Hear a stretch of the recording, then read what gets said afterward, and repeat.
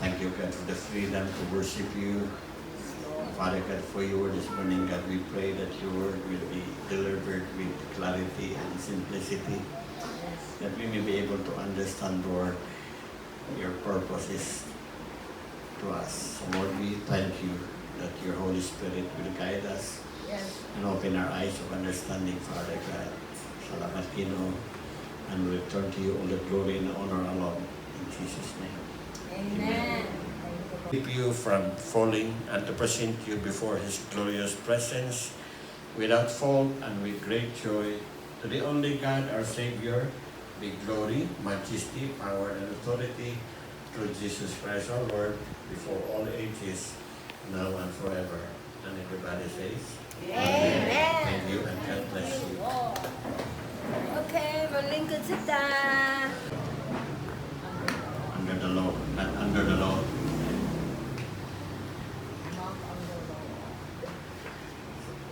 Now, sige na kadungog ining na term. You are not under the law. You are under grace. But ang akong pangutana, do you understand the word not under the law?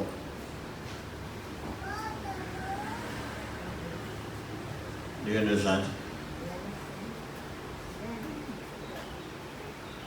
Ano may amen?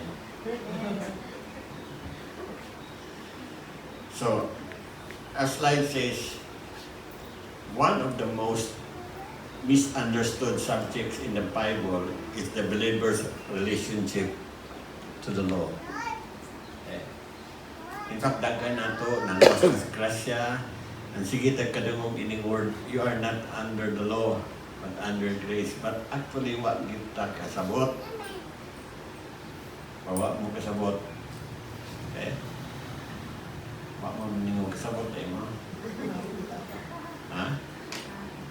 Diyan siya pasabot ining not under the law. We are no longer the bondage of sin. No longer under the bondage of sin. We are free. The Son set us free. Ano rin yun? Napita. Nagpipamaba. Hindi magyangan. Isabi na nagay. Pabag sabi. In His law, He meditates day and night. Oh, naman na sa Old Testament. Sa Psalms. Oh. Well, naman ni Mas Pablo, we are not under the law. Okay, may yung naman ba kay, we are under grace. Tipsing naman na. Wagit kayo Wala po pa. maigo. Hindi kita kasunod sa lalaki. Di kita kasunod sa balakon. Tipsing lagi ako. Okay, mabasa tayo scripture. For sin will have no dominion over you since you are not under law but under grace. Okay. This is one thing sa atong first slide ingon diha nga this is one common misunderstood relationship between the believer and the law. Okay. You all believe, okay, even na born again na ka, you still believe, you are still struggling about the law. Okay. Who among you will have to obey the law?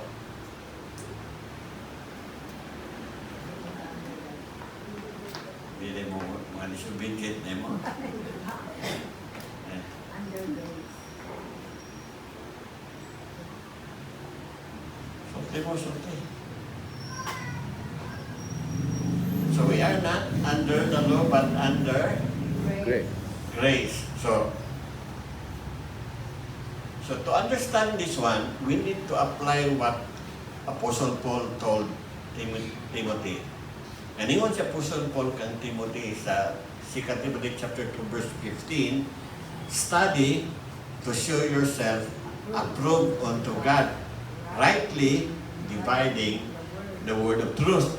Now this is the reason why many of us do not really understand, because we don't know how to divide the word of truth. Okay.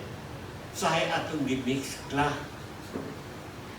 When we mix something, it will only create confusion. Malibog na noon ka. Mayon ka nga under the law niya. Makasala na kung kiyapon. Pamukasirig ko na na. So we are not under the law. In a sense nga, the law was something that was given as a covenant system for the Jewish people. Now, God has two distinct program. We have what they call the prophecy and the mystery. Now, on something prophecy, this is the law covenant system of God sa Israel. Now, unsa maning mystery?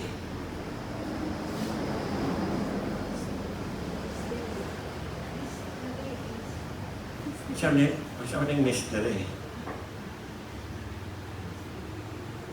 Yun sa maning Ephesians, if you have your Bible, Ephesians chapter 3.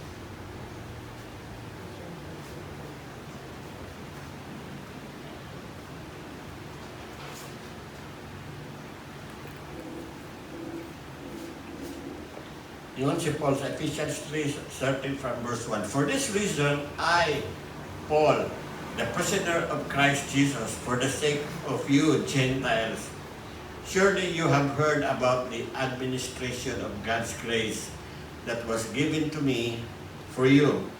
That is the mystery made known to me by revelation, as I have already written briefly. In reading this, then you will be able to understand my insight into the mystery of Christ, which was not made known to men in other generation, as it has now been revealed by the Spirit of God's holy apostles and prophets. Okay, kung saan yung mystery? Saan yung mystery? Saan yung klaseng revelation? Let's make that. Okay? Pwede ka ka-flash Ephesians chapter 3 at tuminig sa on verse by verse. Now, ningon ang atong slide. God has two distinct programs, the prophecy and the mystery. Now, the mystery refers to the body of Christ, refers to the church. The mystery of the church was revealed to Apostle Paul. Okay? He did not learn it from other people. Wala na niya nakatunig ikan sa bantawo. Wa siya kaduhog inig ikan sa bantawo. It was revealed to him directly by God about the church or the body of Christ. The day of Pentecost was not the birthday of the church. Daily to birthday sa church and Pentecost. Okay, let's read Ephesians chapter 1, verse 1. Chapter 3, verse 1. For this reason, I, Paul, the prisoner of Christ Jesus, for the sake of the Gentile, verse 2. Surely you have heard about the administration of God's grace that was given to me. So, the teaching of grace was given to Paul. Okay? Ano mangyari ni Paul? For what purpose? For you. Basta. For you, para sa ato. Para ninyo. So God revealed grace to Apostle Paul para nato, verse 3. That is the mystery made known to me by revelation, as I have already written briefly. What is this mystery? It is the gospel of grace. For whom? For the church. For the church. We are the church. Okay. For the church. Grace was not given for Israel. Kotaw yung utok. I shared this yesterday sa among Bible studies, mga foreigners. Hilong kayo sila. Ako gikuyawan ko kay mga graduate of the Bible School. Kaya at the end, yun sila, thank you. Kaya nagkasabot ni. Kung nalibog sila sa una, mas libog mo. Bible school, magalit sila. Graduate sa Bible School ni Jimmy Shawakar. Ang usa graduate dito sa Liberty University. Manginig yung eskwelahan na. Dahil usa na ka-eskwela po sa Oral Roberts University. Na, TGNA man yun. Tagabaling sa rin ilang magtutudlo. So, you have to understand that, okay? Verse number 4 and 5. I'm reading Reading this. this. Then you will be able to understand my insight into the mystery of Christ, which was not made known to men in other generations, as it has now been revealed by the Spirit of God's holy apostle and the prophet. In fact, if you are using New King James Version, the New King James Version says that this has been kept secret since the world began. Wa pa gani ko kasugod ko no ang kalibutan, gisikreto na ni Ginoo. It was never revealed to any prophets in the Old Testament. Okay? But only to Paul. So, kung atong balikan tong gisulti ni Paul dito kay Timoteo, rightly dividing the word of truth. Now, if you don't know how to divide the word of truth, may mix klani mo tong prophecy o ang mystery. So kung ma-mix nimo ang mystery o ang prophecy, malibog ka. Kaya there will be contradiction. Munang ang pahimangno ni Apostle Paul ngadto kang Timothy, ingon siya, siguruha na maayo nimo pagpahig ang distinction between mystery and prophecy. Okay. So, one program was spoken, which is the prophecy. Nakakaing prophecy about the kingdom of God, about the heaven kingdom. Okay? Prophecy focused on kingdoms. But that's why Jesus God, repent for the kingdom of God is at hand. Si John the Baptist po, repent for the kingdom of God is at hand. The ministry of Christ, the earthly ministry of Christ, focused on the kingdom. Even ang iyang mga disciple, they preach about the kingdom. In fact, right after ni resurrect si Jesus sa dead and before siya di kaya balik ito sa langit in Acts chapter 1 verse number 6, ningon pa ganiyan ang mga apostle, Lord, are you going to restore the kingdom now? So, they were so focused on kingdom. They were kingdom-oriented, kingdom-centered ministry. Ang prophecy. But the mystery is about the birth of the church.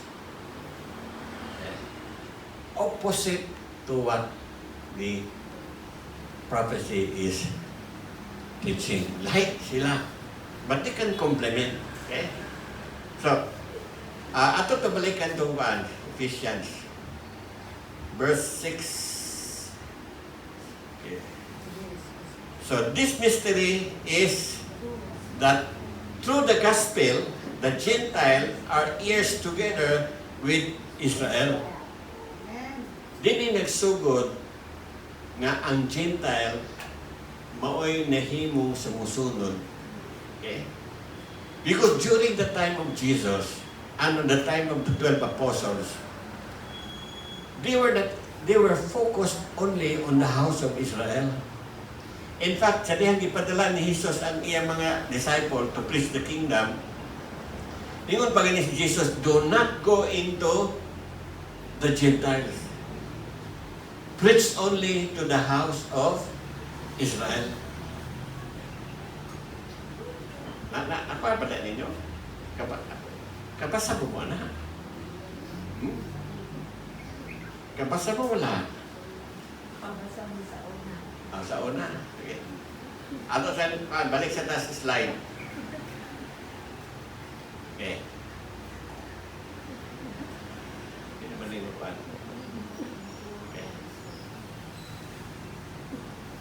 Okay.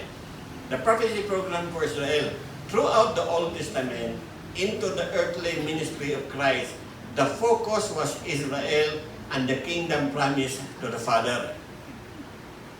So ang focus Israel, nagyod wala labot ang mga Hintil. Do you remember that si Jesus ni adto sa Lebanon and there was a mother nga nasamo kay iyang anak na demon possessed? Niduol siya Jesus, nangayog tabang. Kung siya tubang ni Jesus, I am only sent into the house of Israel. In other words, wa kay labot sa akong ministry. I am only sent to the house of Israel. The focus was Israel, Jewish. And the teaching was more kingdom-oriented. Okay. So, in Romans 15 verse 8, for I tell you that Christ became a servant to the circumcised to show God's truthfulness in order to confirm the promises given to the patriarch. So, lingon na rin may suon, Jesus became a servant to whom? To the circumcised. Who are the circumcised? The Jewish people. Wala i-appeal niya uncircumcised. Okay. Okay, look at Matthew. In Matthew chapter 4, verse 23, ang message diha is Jesus and the 12 preached the gospel of the kingdom. In Matthew 19:28, the 12 apostles were appointed over Israel. Then in Matthew 10:5 and 7, it was prophesied that time will come that 12 disciples of Jesus, or apostles, will judge the 12 tribes of Israel. They are always focused on Israel. Okay? So, something mystery revealed to Apostle Paul. Ephesians chapter 3, verse 1 to 10. So, the mystery mentioned is the body of Christ. The church. Okay. So, Israel's hope was earthly kingdom. Pero ang body of Christ, heavenly position ang ato O sa may mga teaching sa body of Christ? Puro heavenly. Okay? Sa man, example, you are seated with Christ in the heavenly realm. You are a citizen of heaven. Okay? You are accepted in the beloved. Dili kingdom ang focus. Nakuha niyo ang distinction? Okay. Muna gisulti sa Philippians 3:20, your citizenship is in heaven. Ephesians 2 verse 6, muna gingon ni Paul nga, you are seated with Christ in the heavenly places. Okay? So, two distinct gospel. There are two distinct gospel. Okay? Masam ni, yun na rin, the gospel of the circumcision and the gospel of the uncircumcision. Si Pedro, ang ministry ni Peter was connected to the circumcision, Israelites. Paul's ministry was connected to the uncircumcision, which are the Gentiles. Look at this verse. Yun ang verse 5, Galatians 2:7. On the contrary, when they saw that I have been entrusted with the gospel to the uncircumcised, just as Peter has been entrusted with the gospel to the circumcised. So there are two distinct gospel. The gospel to the circumcised and the gospel to the uncircumcised. The gospel to circumcised are to the Israelites. The gospel to the uncircumcised are to the Gentiles, which we belong.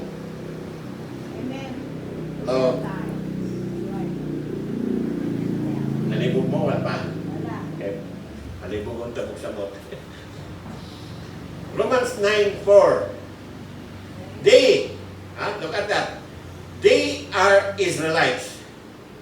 And to them belong the adoption, the glory, the covenant, and the giving of the law, the worship, and the promise.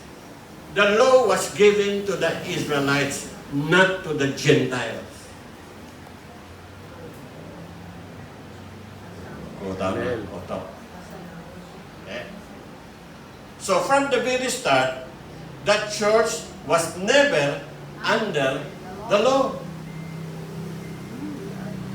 Because the law was only given to the Israelites. It was not given to the Gentiles. Because the law was the gospel of circumcision. Okay. So, the body of Christ was never placed under the Mosaic law covenant. O saan yung law covenant? The law includes the Ten Commandments, the dietary law, ordinances, Sabbath, priesthood regulation, feast days, temple sacrifices, civil laws for the nation of Israel. All of these comprise the law. The law is not limited to the Ten Commandments. Okay? Ibutan na sa nauna, when the Bible speaks of the law, dili na naka-confine sa Ten Commandments. This is the subject that comprises the law. So, this entire system belonged to Israel Covenant Program. Wa tayo labot niya. Muna ningos Pablo, you are not under the law. Amen. Under my... Kaya wa tayo labot niya. Gentiles ta, dili ta, Hudiyo. Okay? And then iyang i-qualify, dili ta ilalong sa balaod, ilalong ta sa grasya, because we belong to another gospel, the gospel of the uncircumcision. This is the gospel that proves that somebody will be saved, not observing the law. Okay. So believers today are under grace, not under the law. Mutong atong text ni kaingon, for sin will have no dominion over you, since you are not under law, but under grace. Pero daghang pagyapon Kristohanon ga operate pagyapon under the law. So aron nato ni masabdan man pa atong padayonon. Galatians 5:18. But if you are led by the Spirit, you are not under the law. Why? Those who are under grace are led by the Spirit. We are not justified by the law. We are not sanctified by the law. We do not maintain salvation through the law. Righteousness today comes by faith in the gospel of Christ. You don't need the law to sanctify you. You don't need the law to justify you. Amen? Ano inyong kahilom? Ibulo ko, libog pa muna. Romans 3:28. For we hold that one is justified by faith apart from the works of the law. So, unsa may makadeklara sa taong walay sala, ang iyang pagtuo, dili ang iyang pag-observe sa balaod. Kinius Pablo, observance of the law will not save you.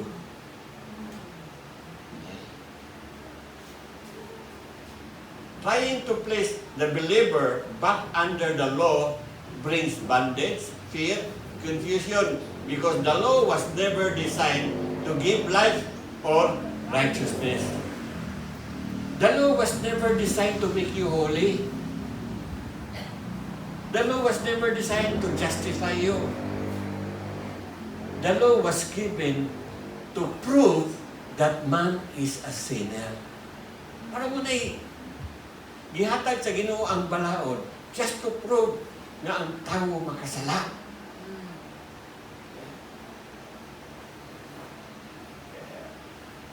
Natawa this. Natawa this. The power of sin is the law. Unsay kahong sa sala? Balaod. At masaon. 1 Corinthians 15:56 sa NIV. The sting of death is sin. And the power of sin is The law. Caritas, New Living Translation. For sin is the sting that result in death, and the law gives sin its power. Kung siya naghatag o gahom sa sala? Wala ho. The law. So the more you observe the law, the more you will commit sin. No. Klaro ba na? We are under grace. You know why? Because it is grace that empower us not to do wicked things. Okay? It is grace that empower us to say no to ungodliness. It is never the law. The more you observe the law, the more you will sin. Hindi ko malimot sa isulti ni Dr. Martin Lloyd Jones. Ingon siya na, the more pastor preach on sin, the more his member will commit sin. Because the power of sin is the law. The more you tell the congregation you have to follow the law, the more they will commit sin. The law was never designed to save us. It was designed to show that you and me are sinners. It can never save us. Amen? So the law still reveal important truth. You can, we are not under the law, ato na ipadaplin ng malaw, dili po pwede. Kaya nga naman, you can still learn many things from the law. Okay? Even though you are not under that law, but you can learn something that will align to the teaching of grace. Example, God's holiness. No? What's may demand? Why do people need to follow the law? So they will be holy before God. Okay? God's righteousness. What is sin? Walay balaod. Walay definition of sin. Before Moses, okay, wala to'y written law. Mag-research sila define unsa ang sala, kaya walay basihanan. Now, under the jurisprudence, na sila gitawag nga, principle nga, if it is not written, it is not a law. Sa atong mga judiciary system, if anything not written, it is not a law. Kung verbal lang, soldi-soldi lang, it cannot be considered as a law. It must be written. Okay. So, isulat ang law to prove that you and me are sinners. The law was given not to prove that you are righteous, but only sinner. Okay? Man's inability. This is one thing, one good thing about the law. Ningon si Apostle Paul, the law point us to Christ. Ang balaod mo, dala na to ngadto kang Kristo. Why? Because the law could never save us. So the law, ningon sa Apostle Paul, the law point us to Christ. So the law is still profitable for learning. Kung naningon dali ang Romans 15:4, for whatever was written in former days was written for our instruction, that through endurance and through the encouragement of the Scripture, we might have some hope. You can learn so many things from the law. So many things from the Old Testament. No, they are golden principles you will learn. Psalm 23, Psalm 112, Psalm 139. There can be chapters where you can learn a lot of spiritual lessons. So we cannot discard it. Okay? We can learn from it. Niyon sa man ang balaod, do not steal. Niyon sa man ang grasya, according to Paul, ningos Paul nga, if anyone is stealing, he should stop stealing and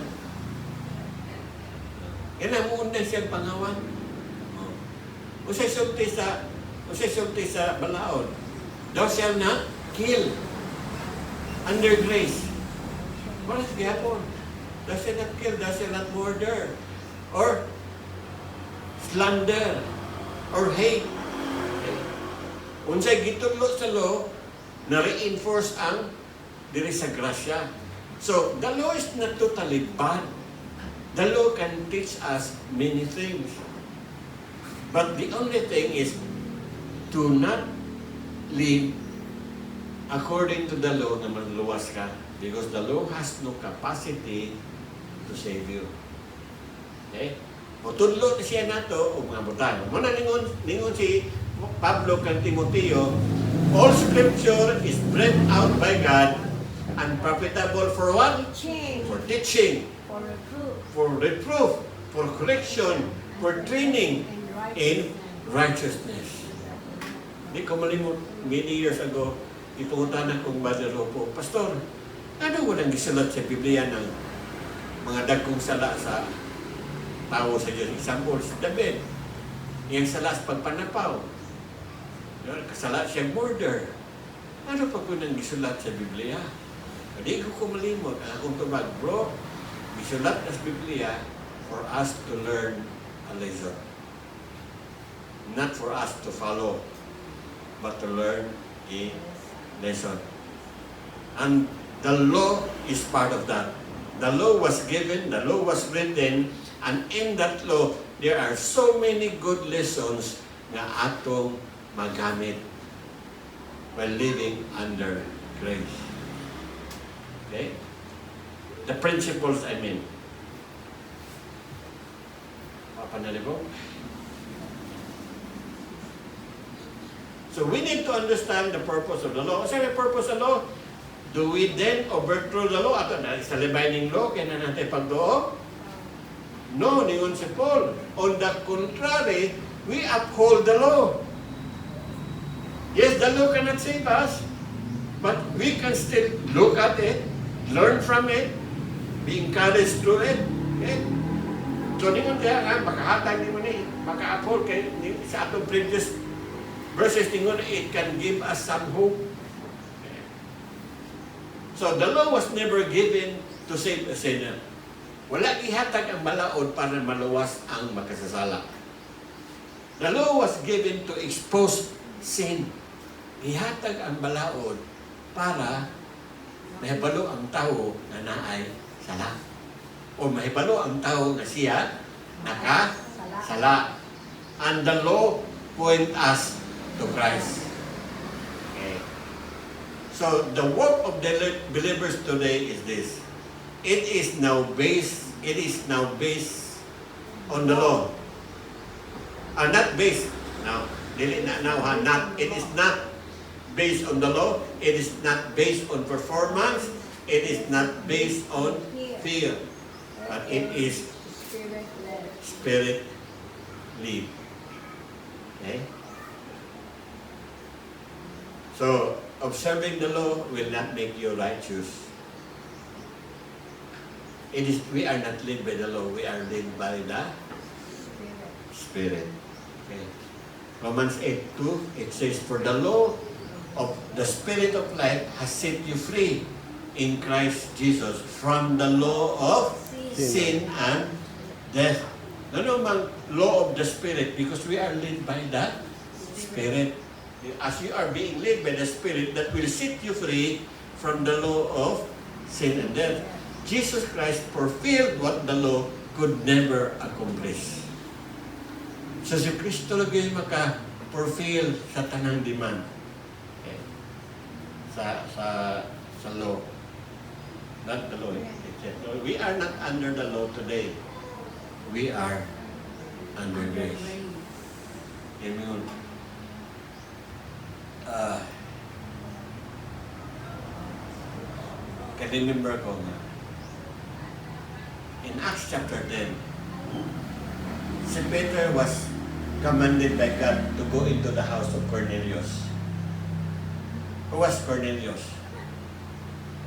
In Acts chapter 10.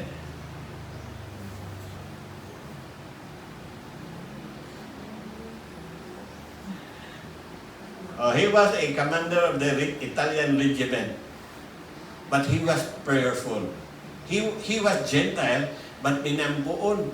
Naa siya pagtuo sa Ginoo, that his entire household and even his servants, nitjuin niya sa iyang pagtuo. And then, he wanted to hear from God. So Cornelius prayed to the Lord, Lord, send someone to me to teach us your word. Ang kitsa ipadala ni Lord.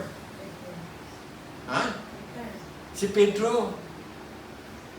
On the way to Cornelius, ipahuway si Pedro. Di siya papahuway, ipakitan siya o pananawon. And then siya pananawon, nakakita siya mga various animals na bawal kanon. Because under the law, these are the animals, these are the food, gadili ni mo kanon. So ningon ang Ginoo, Peter, get up and eat. Ningon si Peter, Lord, dili ko makaon kay bawal na mga pagkaon. Okay? Then o sa tubag sa Ginoo, ako masawa na. Acts chapter 10.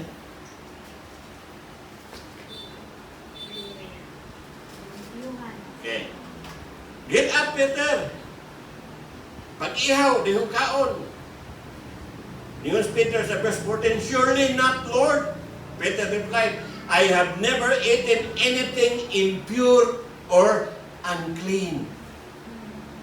The voice spoke to him a second time. Do not call anything impure that God has made clean. So, what's the meaning na? The vision that Peter saw, katong mga bawal ng pagkaon, the picture to ni Cornelius o sa iyang household, they were not Jewish. They were Gentiles. They were unclean. Okay? They were wicked. So ningon si Pedro, ano yung Ginoo? Kill and eat. Ningon si Pedro, Lord, dili ko makaog impure o unclean. Isa tapos Ginoo, do not call something impure or clean na ako ng gilimpiwan. Because at that time, Cornelius, who was a Gentile, has his faith focused on Christ, and because of that, he has the grace of the Lord upon him. That's why, kung mo padayon mo basa, ningon dere sa verse 27, talking with him, Peter went inside and found a large gathering of people. He said to them, you are well aware that it is against our law for a Jew to associate with a Gentile or visit him. But God showed me that I should not call any man pure or unclean. Because these Gentiles were under grace. And anybody under grace is pure and clean. Okay? But, ang akong kata, but the law, the mystery of the church started its transition in Acts chapter 9. What I am reading sa Peter is Acts chapter 10. Now, nga naman si Pedro ang ipadala sa Ginoo, he was the apostle to the Jew. He was not the apostle to the Gentiles. Nga naman siya ipadala sa Ginoo. Because in the book of Acts chapter 9, Apostle Paul encountered Jesus on the road to Damascus. And by the mercy of God, ningon si Paul, by the mercy of God, He saved me for this purpose. But after that encounter ni Jesus with Apostle Paul, si Apostle Paul went into seclusion for many years, for 3 years. O siya gibuhat ni Paul for 3 years to unload any wrong teaching that he learned about grace. So, what happened? Nag-unload siya, at the same time, nag-upload siya sa mga bagong revelation na iyan nadawat sa Ginoo. While at this time, he was not available. So, kay ga-unload pa man o ga-upload pa man siya sa iyang mga bagong mga kay baluwa. So, God used Peter na ipadala ngadto ni Cornelius. But the transition into the mystery of the church started in Acts chapter 9. I hope sabot mo. This is important. You know why? If you don't understand this, ma-mix planning mo ang law o ang grace. And that is true with many churches today. They believe that they are saved by grace, and yet they practice legalism. They mix grace with works. Amen? Did you see the distinction?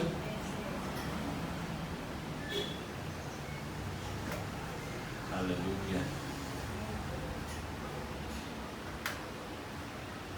The book of Hebrew was written to the Jew. The book of Revelation was likewise written to the Jew. Okay. But we can learn from these books. In the book of Revelation, ningon niya nga, someday when Jesus returned, God will establish His kingdom, earthly kingdom. So ang prophecy sa Jewish matuman when Jesus will return. Ang kang Apostle Paul, medyo focus is heavenly focus. Ang sa Israel, earthly focus sila. Earthly kingdom ang ilang giapas. So these two actually are not in contradiction. Kung mahibalo kang mo divide the word of truth, pero kung di ka hibalo mo himo sa distinction sa duha, malibog ka, mag-confuse ka.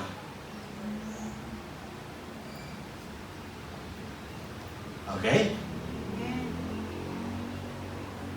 Nganong mong dili under the law? Because we are Gentiles. Because you are Gentiles. Okay? And unsa tubag unsa nga gospel para Gentile? Gospel of The gospel of uncircumcision. Unsa ang gospel to the Jew? Gospel The gospel of circumcision.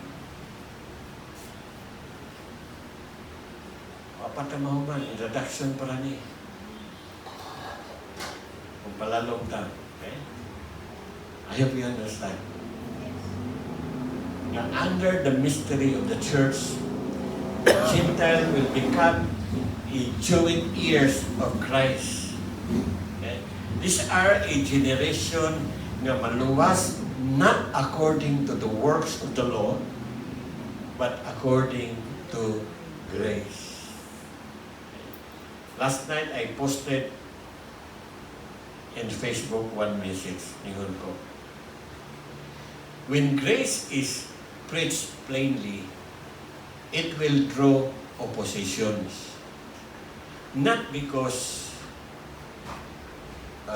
grace is not understood, okay? But because grace teaching will remove human boasting. sa grasya magod nagsuon mawala ang Hambog, ang biro. kahambog sa tao. Kaya sa grasya, wa ko'y labot ang tao. It is purely by God. So, dili makaingon ka nga, butan ko mo nang naluwas ko. May nampuon maguko mo nang naluwas ko. Manggihatagon maguko mo nang naluwas ko. No, wala na sa grasya. Under grace, naluwas ka purely tungod sa Ginoo, dili tungod sa imong binuhatan. Munang, the teaching of grace will remove human boasting. Yan na magwidag ang tao nga ganahan magod silang musikat o gamay. Amen? The mystery of the church. I could still remember when dito patas babaw sa una, na ako'y bisita ito si Ernesto Avilla. You know Ernesto Avilla? Katong nahimong executive secretary ni Digong. Ernesto Avilla. Nalimot na mo. Nagwali dito sa una. Belum mo kung siya yung iwali. That was Wednesday evening. The mystery of the church. When I was listening, asa siya kuha ini. Una-una, asa ka kuha ini si Ernie. Grabe itong tundos, Ernie. Then sometimes maabot siya ng pag-iti. Iya ko ipatawag Pastor Church, ada des betel, kumang sa kata. Ay, may istoryahan na nata. Magpasagdan na ko siya istorya, masya na po kong notes. Then, I learned that mystery from him. Gwapo pagkahanay niya, di ko na ako makopya to. So, the mystery of the church, which was hidden before the world began. Okay?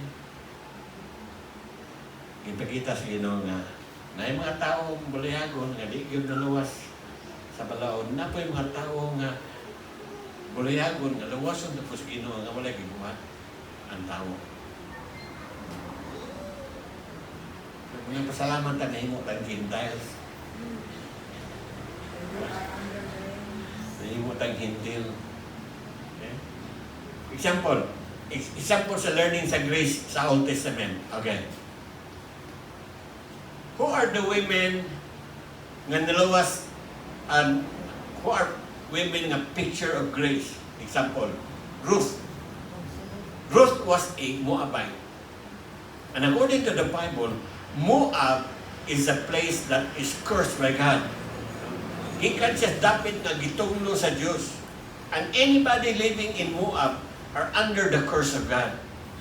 And yet by grace, si Ruth, niabot ngadto sa Israel, and he married, Boaz. si Boaz, the kinsman, redeemer. And because siya, naminyo siyang kang Boaz, nahimo siyang great-grandmother ni David. Again, si Rahab, a prostitute, yet he was saved because of her faith in God. Si Hagar, grabe po ito kaagi si Hagar. He was sexually abused. And yet, he became the great-grandmother of Jesus. Bathsheba, an adulterous woman. And yet, he was one of the lineage of Jesus as the great-grandmother of Jesus. Ang kaliwat ni Jesus, nilinig. That's why, ningon si Paul, munang ang uban, di miss the point. Wa sila kasagot sa gusto ni Paul. Come on. Kung sa inyong idea, pag-ingon ni Paul nga, do not be yoked with the unbeliever. Usually, minang pastor, dili ko pwedeng mag-uyab kag dili pareha ni mong pagtuo. Di ko mo pwedeng magminyo o pareha, dili mo pareha pagtuo. Dili mo na message sa context ana sa Corinthians. Ang context ito was about worship. Kay kung context pa ito, kapag relationship, kining kaliwat ni Jesus, dili niya ma-qualify. You see? So, from the Old Testament, you can still learn grace. Again, si Abraham, ningon siya kang Sarah, kay naay kagutom ni adto sila sa Egypt. Ningon siya kang Sarah, labog na gani mo na mag-unsa ta ina sila magsuon ra ta. Namakak si Abraham wala. Wala. Wala namakak si Abraham. Because Sarah was his half sister.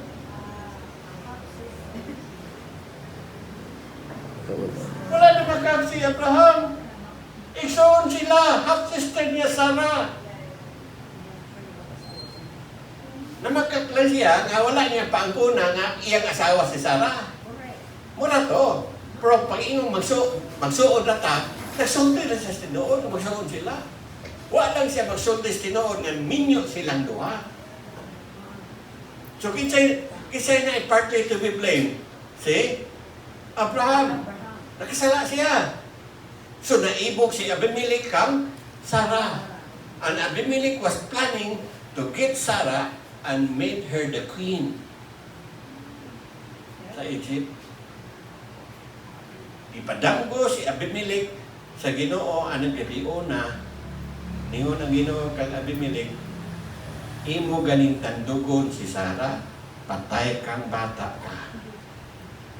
Balinghadlong kang Abimelech, pagkabuntag iya dayon giadto sa Abraham. Yang gina ikaw Abraham nanuplo ka. Hapit na lamang ko patsa sa Ginoo. O kinsa may nanuplog? Si Abraham. Kinsa man tayo musafir? Si Abimelech. Ang nanuplog walay.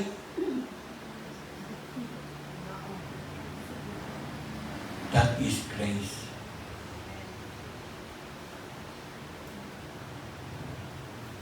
We can learn so many things about grace in the Old Testament. Even if it is talking about the law, you can still glean and harvest some good spiritual lessons that will strengthen your grace-filled life on this earth.